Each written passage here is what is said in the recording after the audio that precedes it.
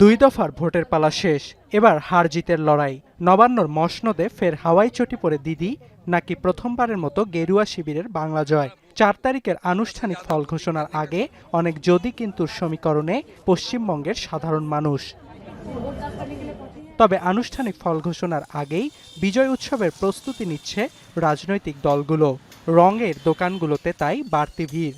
ক্রেতাদের চাপ সামলাতে রং মজুত করে রেখেছে কারবারিরা।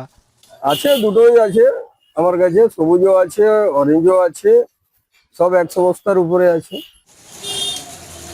তবে এবারের বেশিরভাগ বুথ ফেরত জরিপে বিজেপি এগিয়ে থাকায় বাজারে চাহিদা বেশি গেরুয়া আবিরের।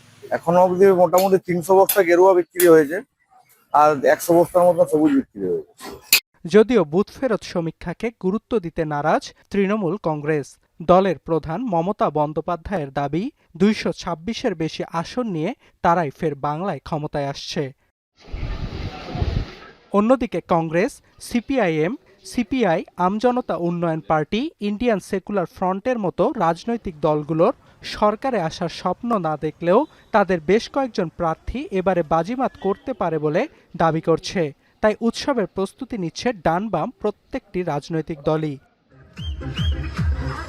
পশ্চিমবঙ্গে ভোট জয়ের পর আনন্দ উদযাপনের একটি গুরুত্বপূর্ণ অনুষঙ্গ আবির। জয়ের পর দলীয় কর্মী সমর্থকদের নিজেদের মধ্যে আবির খেলা উৎসবের প্রধান অনুষঙ্গ হয়ে ওঠে। এখন কলকাতা।